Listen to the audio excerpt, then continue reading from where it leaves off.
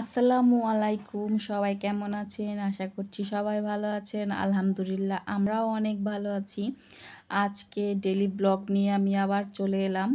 তো আজকে আমরা রান্না করব হাঁসের মাংস আর রুটি পিঠা। সেটা আপনারা অবশ্যই থাম্বনেইল দেখে বুঝতে পারছেন আজকে আমরা কি রান্না করতে যাচ্ছি। তো এখানে আমি ২টা হাঁস নিয়ে নিয়েছি।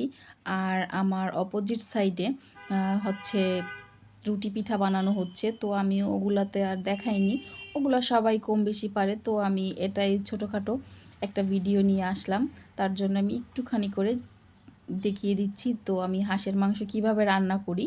তো এখানে আমি একটি বড় দেখে একটা কড়াই নিয়ে নিয়েছি।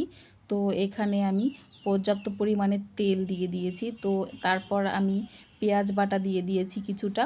তো পেঁয়াজ বাটা দেওয়ার পর এটা ভালো করে ভেজে নিয়ে তারপরে আমি আদা বাটা, রসুন বাটা আর হচ্ছে জিরা বাটা, ওইটা ৩টা আমি একসাথে মিক্সড করে মশলাটা পুরো ভেজে নিয়েছি। তো মশলাটা আমার ভাজা প্রায় হয়ে গেছিলো। তো আমি ওখানে জিরার গুঁড়া, ধনিয়ার গুঁড়া, হলুদ গুঁড়া, মরিচের গুঁড়া আর হচ্ছে পরিমাপ মতো লবণ দিয়ে দিয়েছি। তো এটাকে আমি ভালো করে ভেজে নিয়েছিলাম মশলাটা। তারপর আমি ওগুলো দিয়ে দিয়েছি। তো এখানে আমার সব মশলাগুলো মিক্স করা শেষ। এখন আমি ভালো করে কষিয়ে নিব। তো আপনারা সবাই জানেন হাঁসের মাংসে একটু মশলাটা বেশি খেতে হয়, তাই হয়তোবা দেখতে পাচ্ছেন মশলাগুলো একটু বেশি। আর এখানে আমার মশলাটা প্রায় হয়ে গেছিলো কষানো। তারপর আমি এখানে এলাচ, তেজপাতা, গরম মশলা, লবঙ্গ, বাকি মশলাগুলো আমি মিলিয়ে দিয়েছি। তো এখানে আমি ভালো করে মশলাগুলো কষানো হয়েছে। তো আমার যতক্ষণ পর্যন্ত তেলটা উপরে না উঠবে আমি অতক্ষণ পর্যন্ত মশলাগুলো ভালো করে মিক্স করতে থাকবো। আর মাংসটা একটু পরে দিব। মশলাটা আমি যখন দেখব আমার মশলাটা কষানো হয়ে গেছে তখন আমি মাংসগুলো দিয়ে দিব।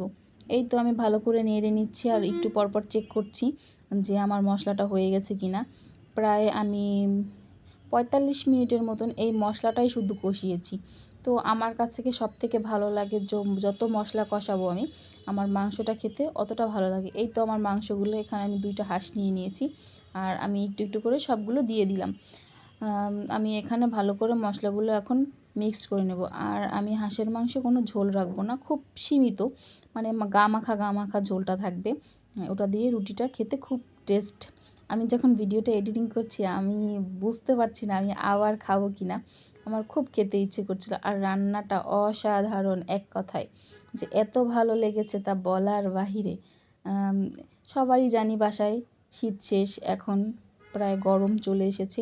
সবার বাসায় রুটি পিঠা আর হাঁসের মাংস খাওয়া শেষ। আর আমরা লাস্ট পর্যন্ত খেয়েই ফেললাম। অনেক দিন যাবৎ বলেছি খাবো খাবো বললে আর খাওয়া হচ্ছিল না, তাই আজকে ভাবলাম রান্না করেই ফেলি।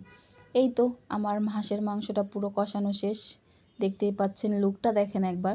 আমি জানি ক্যামেরাটায় অতটা ভালো দেখা যাচ্ছে না, কিন্তু বাস্তবে এত সুন্দর লাগছিল যা বলার বাহিরে। এই তো আমার জিভে জল চলে আসলো আবার দেখি।